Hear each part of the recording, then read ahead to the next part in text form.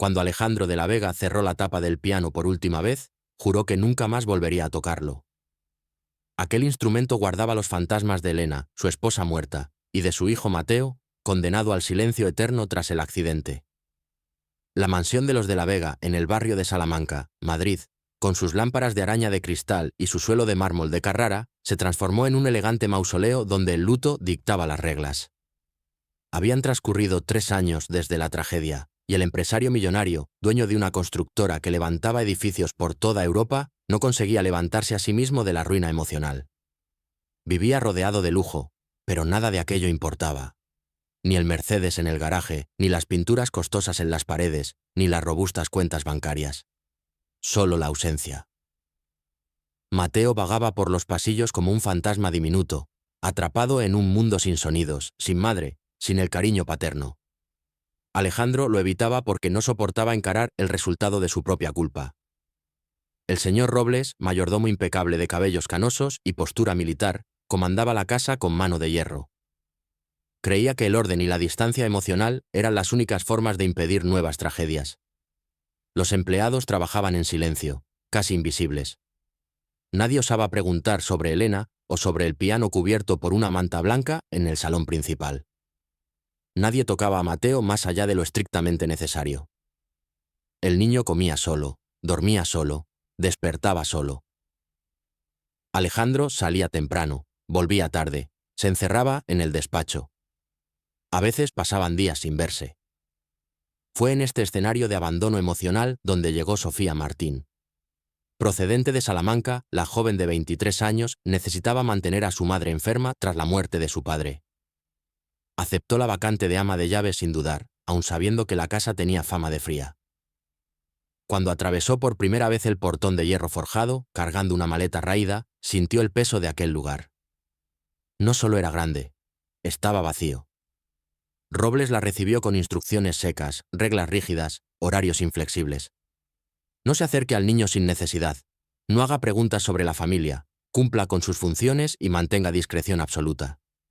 Sofía asintió, pero algo dentro de ella se resistió.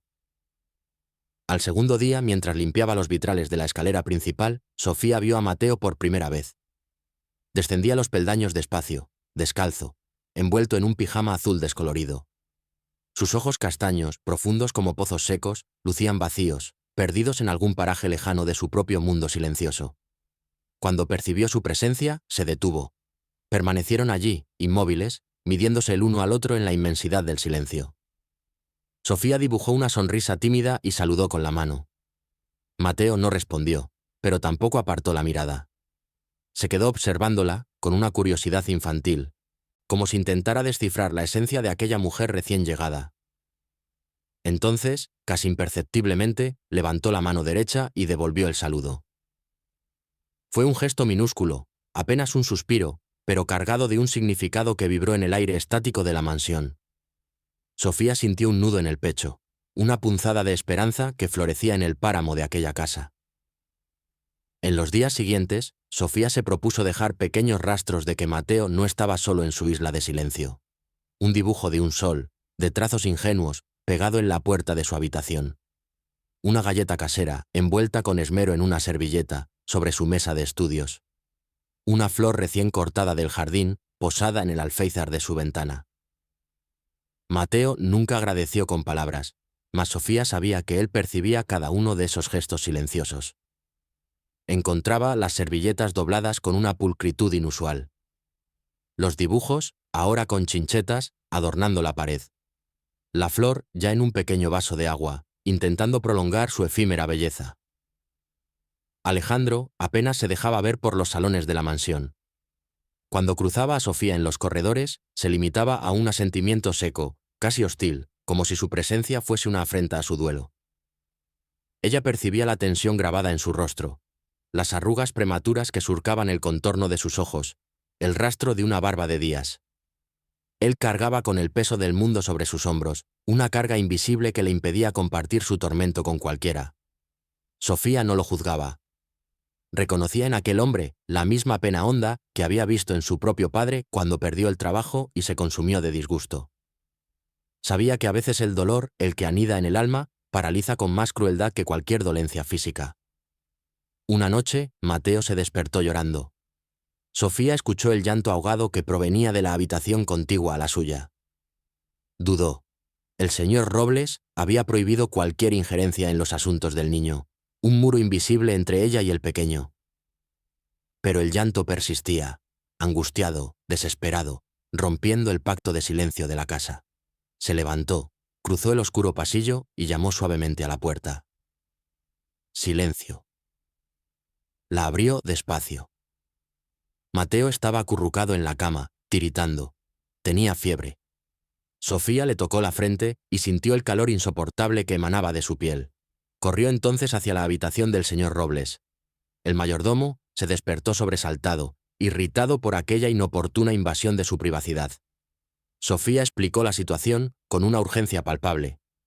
El señor Robles vaciló, su rigidez inicial pugnando contra la evidencia, pero finalmente la siguió hasta la habitación de Mateo. Confirmó la fiebre y, visiblemente contrariado, decidió llamar a Alejandro. El empresario respondió al tercer tono, su voz ronca por el sueño interrumpido y el peso del estrés que lo atenazaba. Sofía escuchó la conversación a través de la puerta, entreabierta. Alejandro se resistía. Dijo que el médico de la familia podría acudir por la mañana. Pero el señor Robles insistió, mencionando que la fiebre era alta y que el niño lloraba de dolor, una verdad que no podía ser ignorada. Hubo un silencio largo al otro lado de la línea, un vacío cargado de indecisión. Luego, Alejandro colgó sin responder, dejando a Sofía y al señor Robles suspendidos en el aire frío de la incertidumbre. 20 minutos después, llegó. Entró por la puerta principal como un torbellino, con el traje aún arrugado, la corbata floja, el cabello revuelto. Subió las escaleras con presteza, ignorando a Sofía, y se adentró en la habitación de su hijo. Ella observó desde lejos cómo él, Alejandro, le tocaba la frente a Mateo, le hablaba en voz baja, tomaba el teléfono de nuevo y exigía la presencia inmediata del médico. Había urgencia en su voz, pero también miedo. Un miedo profundo que Sofía reconoció. Era el temor a perder de nuevo. El médico llegó media hora más tarde. Diagnosticó una infección de oído, recetó antibióticos y recomendó reposo. Alejandro permaneció junto a la cama hasta que el pequeño se durmió. Sofía le llevó un té sin que nadie se lo pidiera. Alejandro lo aceptó sin mirarla, pero masculló un gracias casi inaudible. Ella se retiró discretamente. Aquella madrugada algo cambió. No fue una revolución, sino una fisura en el muro que Alejandro había erigido alrededor de sí mismo. En los días siguientes, Mateo mejoró. Volvió a moverse por la casa, más animado. Alejandro, sin embargo, regresó a su rutina de ausencias. Pero Sofía notó pequeñas diferencias. Empezó a llegar antes. Pasaba por el salón donde Mateo jugaba y se detenía unos segundos antes de dirigirse a su despacho. A veces, le preguntaba al señor Robles cómo se encontraba el niño. Eran gestos tímidos, insuficientes, pero gestos al fin y al cabo. Sofía siguió construyendo su relación silenciosa con Mateo. Inventó un lenguaje propio con él, hecho de dibujos, expresiones faciales, suaves caricias. Le enseñó que podía sentir las vibraciones colocando la mano sobre objetos que emitían sonidos. Mateo quedó fascinado cuando ella golpeó la mesa y él sintió el eco recorrer la madera. Una tarde, mientras regaba las flores en el jardín lateral de la mansión, Sofía comenzó a tararear una antigua canción que su madre le había enseñado. La suave melodía flotaba por el aire fresco de la primavera. Mateo, que jugaba cerca con bloques de construcción, levantó la cabeza. No oía, pero percibía algo distinto. Se acercó a ella, curioso. Sofía continuó cantando mientras el agua caía sobre los coloridos pétalos. Mateo extendió la mano y tocó la regadera. Sintió la vibración del agua al correr. Sonrió. Fue una sonrisa genuina, espontánea, la primera que Sofía presenciaba desde su llegada. Desde la balconada del segundo piso, Alejandro observaba la escena.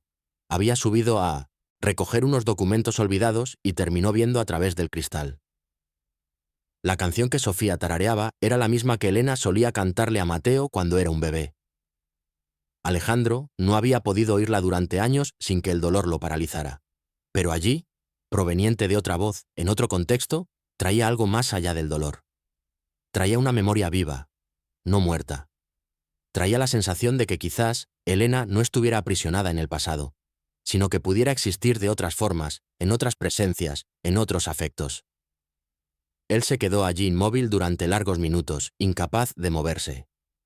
Lágrimas comenzaron a resbalar sin permiso. Alejandro de la Vega, el hombre que comandaba obras millonarias y negociaba con inversores internacionales, lloraba ante una escena sencilla: una mujer cantando y un niño sonriendo. Comprendió, con dolorosa nitidez, que estaba dejando pasar la vida, que Mateo estaba creciendo sin él, que el amor que Elena había dejado no podía morir con ella. Aquella misma noche, después de que todos durmieran, Alejandro bajó al salón principal. La blanca tela cubría el piano como un sudario. Él la retiró despacio, revelando el instrumento que no tocaba desde hacía 3 años. La madera oscura reflejaba la débil luz de la luna que se colaba por la ventana. Alejandro se sentó en el banco. Sus manos temblorosas se cernieron sobre las teclas. Respiró hondo. Tocó la primera nota. El sonido resonó por la casa silenciosa, cargado de emoción contenida.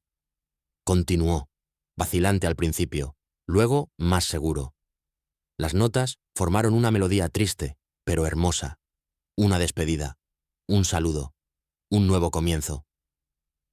Mateo despertó con las vibraciones.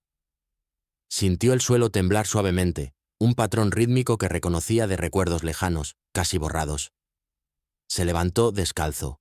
Siguió las vibraciones hasta la escalera, bajó despacio. Se detuvo en la entrada del salón y vio a su padre al piano. Alejandro no percibió la presencia de su hijo de inmediato, solo cuando terminó la música y miró a un lado. Mateo estaba allí, pequeño y vulnerable, observando con los ojos desmesuradamente abiertos. Los dos se quedaron inmóviles, midiéndose. Entonces, Mateo caminó hasta el piano. Se subió al banco junto a su padre y colocó la palma de la mano sobre la madera. Alejandro lo entendió. Tocó de nuevo, despacio, sintiendo a su hijo experimentar la música a través del tacto. Fue Sofía Martín quien los encontró así, aproximadamente media hora después. Había bajado a beber agua y escuchó el piano. Se quedó en el umbral de la puerta, observando a padre e hijo reunidos por primera vez desde que ella había llegado. No dijo nada. Solo sonrió y regresó a su habitación, el corazón henchido de esperanza. A la mañana siguiente, Alejandro no fue a trabajar. Llamó a la oficina y canceló todas las reuniones. Pasó el día con Mateo. Jugaron en el jardín, dibujaron juntos, comieron bocadillos preparados por Sofía Martín. Ella observaba desde lejos, feliz de presenciar aquella transformación. El señor Robles, siempre austero, también parecía menos tenso. La casa entera respiraba diferente. Pero la vida no se teje solo con instantes felices. 2 días después, Alejandro recibió una llamada. La constructora enfrentaba serios problemas en una de sus obras en el norte de España. Necesitaba viajar de inmediato. La noticia cayó como una losa, un presagio oscuro que rompió la frágil calma. Mateo, con su sensibilidad agudizada por el silencio, percibió el súbito cambio en el ambiente. Vio a su padre preparar el equipaje, hablar por teléfono con una voz tirante que cortaba el aire. Sintió el miedo, un escalofrío que le helaba el alma. Miedo a ser abandonado de nuevo, a que aquellos días de inusitado afecto fuesen tan solo un espejismo efímero. Alejandro, con el corazón encogido, percibió el desasosiego de su hijo. Se arrodilló ante él, enmarcó su pequeño rostro entre sus manos y lo miró fijamente, buscando anclar en sus ojos la verdad de sus intenciones. Habló despacio, con palabras suaves que sabía incomprensibles para Mateo, pero cuya cadencia y gesto cargarían el mensaje. Luego, tomó un papel y dibujó con trazos sencillos. Un avión que se alejaba, un hombre, una flecha que apuntaba hacia lo lejos, y otra, rotunda, que regresaba. 2 días. Alejandro mostró 2 dedos. Mateo, con una lucidez sorprendente, comprendió. Su padre volvería. Pero, ¿quién podría, en aquel abismo de incertidumbre, garantizarlo? Alejandro partió esa misma tarde. Mateo se quedó junto a la ventana de su habitación, observando cómo el coche se desvanecía tras el imponente portón de hierro forjado. Sofía subió y se colocó a su lado. En silencio, su sola presencia un bálsamo. Por la noche, el niño no quiso cenar. Sofía le llevó la bandeja a la habitación, pero él la rechazó con un leve movimiento de cabeza. Ella lo comprendió. Se sentó en el suelo junto a la cama y, con un lápiz, empezó a dibujar. Una casa, un niño, un hombre regresando por la puerta. Mateo la observaba de reojo, su mirada cargada de una expectación contenida. Después de unos minutos, descendió de la cama y se sentó a su lado.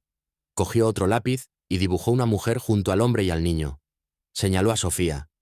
Ella sonrió, los ojos humedecidos por una gratitud inmensa. Los 2 días de ausencia de Alejandro se estiraron, convirtiéndose en una eternidad de anhelo.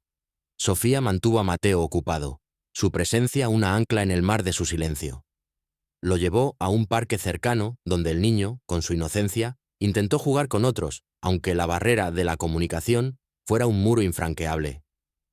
Hicieron galletas caseras juntos en la inmensa cocina, provocando el desasosiego contenido del señor Robles, que veía alterada su sacra perfección.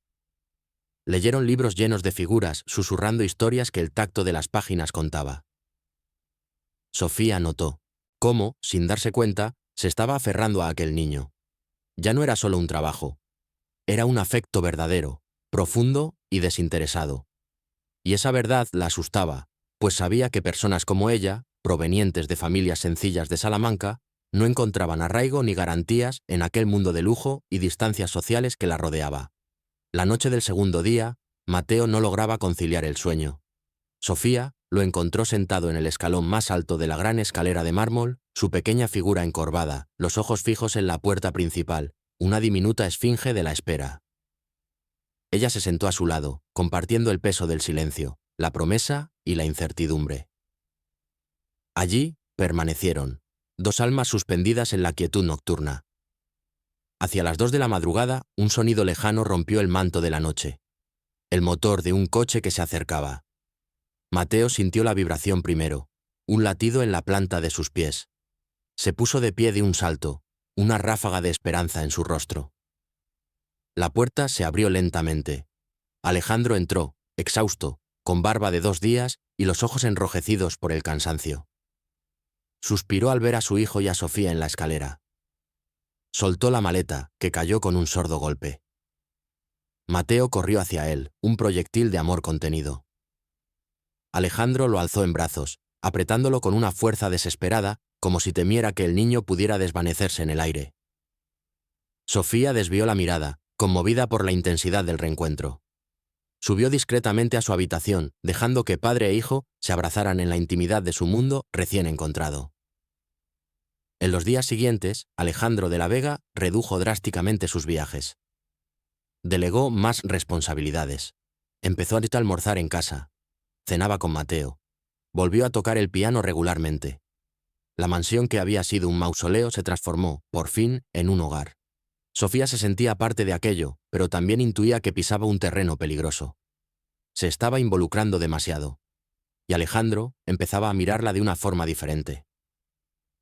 Fue una tarde lluviosa de abril cuando todo cambió entre ellos. Mateo dormía después de almorzar.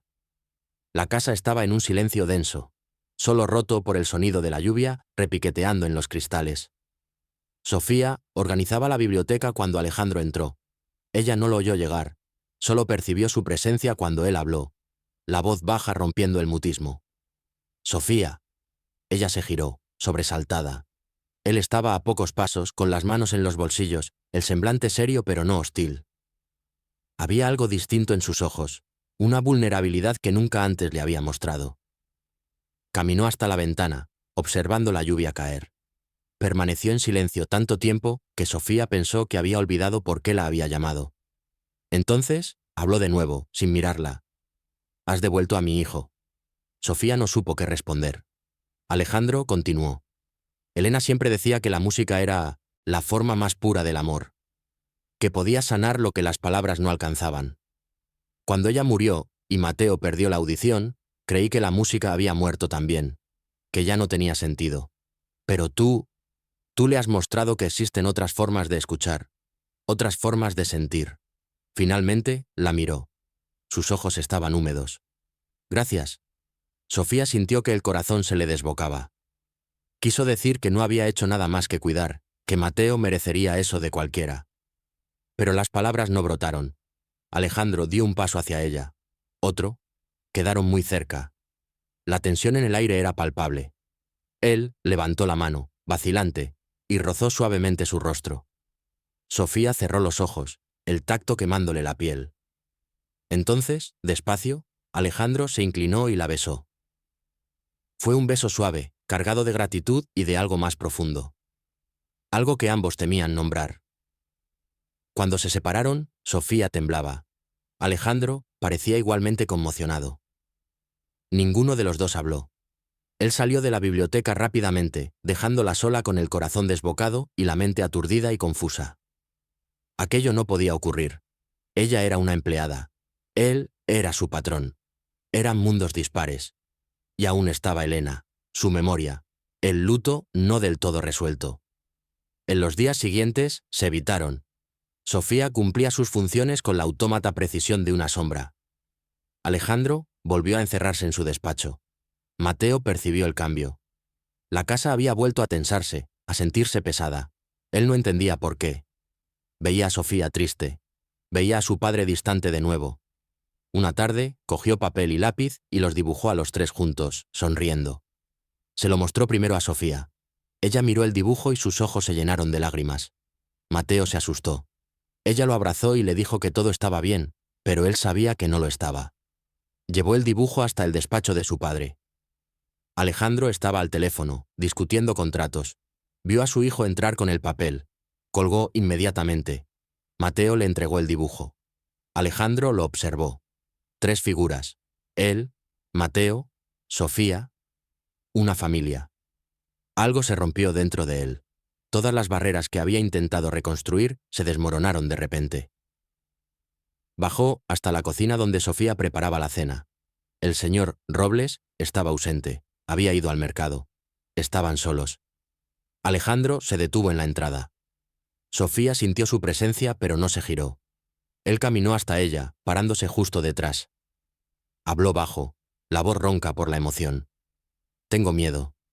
Sofía cerró los ojos. «Yo también», susurró. «Miedo a amarte y a perderte. Miedo a que esto esté mal. Miedo a traicionar la memoria de Elena». Sofía se giró para mirarle. Había lágrimas en sus ojos también. «Elena te amaba, y ciertamente te amaba demasiado como para querer que vivieras atrapado en el pasado». Alejandro sostuvo el rostro de ella con ambas manos. «No es solo gratitud. No es solo porque cuidas de Mateo. Eres tú. La forma en que sonríes. Cómo afrontas la vida incluso viniendo de un lugar donde todo es más difícil. Tu fuerza. Tu delicadeza. Me he enamorado de ti, Sofía». Ella sollozó. Él la atrajo hacia un abrazo apretado. Permanecieron así por largos minutos, simplemente sintiéndose, simplemente existiendo en aquel momento robado al mundo. Cuando se separaron, se besaron de nuevo, esta vez sin vacilación, sin miedo. Un beso que sellaba un compromiso silencioso. Pero la vida rara vez es sencilla. El señor Robles regresó antes de tiempo y los vio abrazados en la cocina. Su expresión se cerró inmediatamente. No dijo nada. Solo dejó las compras y se marchó. Alejandro y Sofía intercambiaron miradas preocupadas. A la mañana siguiente, el señor Robles pidió hablar con Alejandro en privado. La conversación tuvo lugar en el despacho, a puerta cerrada. Sofía intentó trabajar con normalidad, pero sentía el corazón oprimido. Sabía que el mayordomo desaprobaba. Sabía que él protegería la memoria de Elena y la reputación de la casa. Tenía miedo de ser despedida. Peor aún, tenía miedo de que Alejandro cediera a la presión y volviera a distanciarse. La conversación se extendió por casi una hora. Cuando Alejandro salió, su semblante era grave, pero resuelto. Buscó a Sofía en el jardín, donde ella recortaba flores. El señor Robles los observaba desde la ventana. Alejandro no pareció inmutarse. Tomó su mano y la condujo hasta el salón del piano. Se sentaron uno al lado del otro en el banco. Él comenzó a tocar. Una melodía nueva, compuesta por él durante aquella madrugada de insomnio. Era triste y alegre a la vez. Hablaba de la pérdida y el renacimiento, del dolor y la esperanza. Cuando terminó, se volvió hacia ella. El señor Robles cree que me estoy precipitando, que estoy sustituyendo a Elena. Pero le expliqué que no es una sustitución, es una continuación. Elena me enseñó a amar, tú me has enseñado a recomenzar. Son cosas diferentes e igualmente preciosas. Sofía le apretó la mano. ¿Y él lo aceptó? Alejandro sonrió por primera vez en días. Dijo que si tengo certeza, él lo respetará, pero que no será fácil, que la gente juzgará, que dirán que estás aquí por el dinero. ¿Y tú tienes certeza?, preguntó Sofía, la voz temblorosa. Alejandro la acercó y apoyó su frente en la de ella. Absoluta. Se besaron de nuevo, allí, en el banco del piano, bajo la mirada discreta y finalmente aprobatoria del señor Robles, que observaba desde la puerta. Mateo, que había bajado las escaleras silenciosamente, vio la escena y sonrió. Corrió hacia ellos. Alejandro y Sofía abrieron espacio en el banco. Mateo se sentó en medio. Alejandro tocó de nuevo. Sofía tarareó en voz baja. Mateo colocó las manos sobre el piano y cerró los ojos, sintiendo la música vibrar a través de su cuerpo, a través de su familia recién formada, a través del amor que finalmente había vuelto a habitar aquella casa. El camino por delante no sería fácil, habría comentarios, desaprobación, desafíos. Pero por primera vez en años, Alejandro de la Vega creía que valía la pena afrontarlos. 3 meses después, la mansión de los de la Vega en el barrio de Salamanca respiraba vida como no lo hacía en años. Las ventanas permanecían abiertas. Flores frescas decoraban todas las estancias. El piano sonaba a diario. Mateo comenzó un curso de lengua de signos española, LSE, acompañado por Sofía y Alejandro, quienes aprendían junto a él. La comunicación mejoró drásticamente. El niño floreció. Volvió a sonreír constantemente. Hizo amigos en la escuela especial a la que Alejandro lo había trasladado. Sofía oficialmente ya no era empleada. Alejandro le pidió que fuera su novia formalmente, con cena, flores y una conversación honesta sobre el futuro. Ella aceptó, temblando de emoción y miedo, pero también de esperanza. Hubo resistencia, como era de esperar. Algunos miembros de la alta sociedad madrileña comentaban con malicia sobre el empresario viudo y la gobernanta. Alejandro no se inmutó. Cortó relaciones con aquellos que no supieron respetar. Solo mantuvo las amistades verdaderas. Sofía, con una entereza admirable, aprendió a lidiar con las miradas de juicio. Su dignidad inquebrantable y su postura serena terminaron por conquistar incluso a los más escépticos. Un domingo soleado, los tres visitaron la tumba de Elena en el cementerio de Nuestra Señora de la Almudena. Alejandro llevaba flores frescas. Mateo, un dibujo hecho con esmero. Sofía, únicamente su presencia respetuosa, un ancla silenciosa de apoyo. Alejandro se arrodilló ante la lápida, el mármol frío bajo sus manos, y habló en voz baja, como si Elena pudiera escucharle en el etéreo silencio. Le agradeció por los años compartidos, por la luz que había sido en sus vidas. Pidió perdón por haber tardado tanto en atreverse a reiniciar su camino. Le prometió que cuidaría de Mateo con la devoción que ambos merecían, siempre. Y le confió que había encontrado a alguien especial, alguien que honraba su memoria, que la tejía en el tapiz de su presente, en lugar de intentar borrarla. Mateo colocó su dibujo sobre la lápida. Era Elena tocando el piano en un cielo azul, sonriendo con una paz infinita. Sofía sintió una punzada de emoción, las lágrimas apenas contenidas en sus ojos.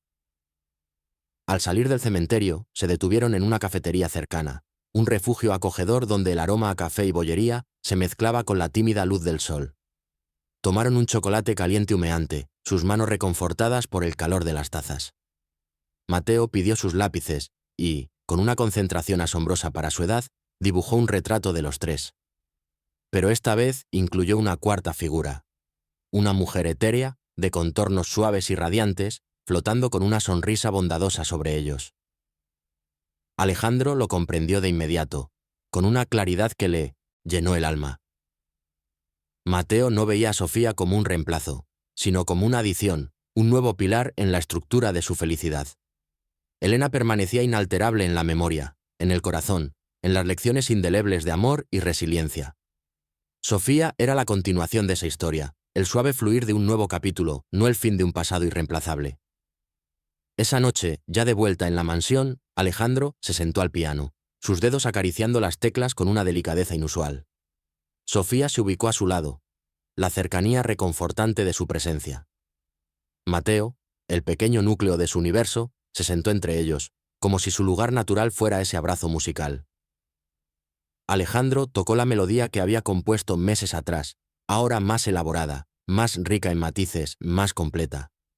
Sofía cantó la letra que habían escrito juntos, su voz una caricia que envolvía el ambiente. Mateo cerró los ojos, no para dormir, sino para sentir. Sintió el amor vibrando a través de las teclas, una onda cálida que le atravesaba el pecho. Sintió que la familia que había creído perdida, la que la tragedia había resquebrajado, estaba siendo reconstruida de una forma distinta. Sí, pero igualmente verdadera, igualmente indestructible. Sintió que, incluso en su silencio, incluso sin poder oír las notas que llenaban el salón, podía comprender la melodía más importante de todas. La del afecto incondicional, la del dulce recomenzar, la de una esperanza que, como un amanecer, disipaba las sombras. Cuando la música cesó, los tres se fundieron en un abrazo, un nudo de amor inquebrantable.